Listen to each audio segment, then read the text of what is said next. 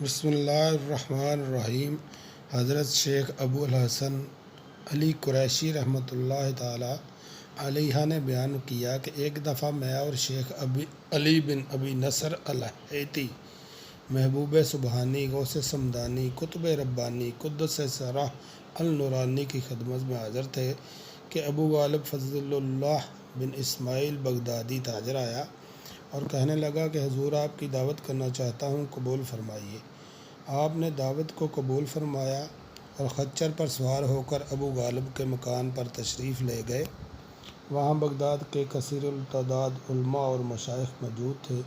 ابو غالب نے دسترخوان بچھایا اور قسم قسم کے کھانے رکھے اور ایک بہت بڑا مٹکا بھی ساتھ لا کر رکھ دیا۔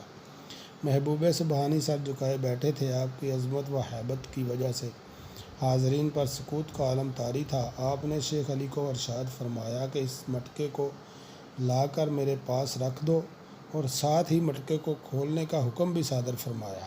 کھولا تو دیکھا اس میں ایک مفلوج الحال مادر ذات نابینا لڑکا ہے۔ آپ نے لڑکے سے فرمایا کہ تو اللہ کے حکم سے تندرست ہو کر اٹھ کھڑا ہو جا۔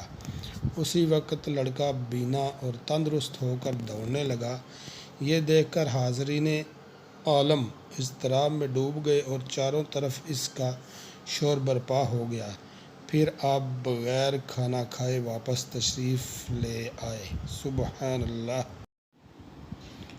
اللہ پاک ان بزرگوں کے نقش قدم پر چلنے کی توفیق عطا فرمائے۔ آمین یا رب العالمین۔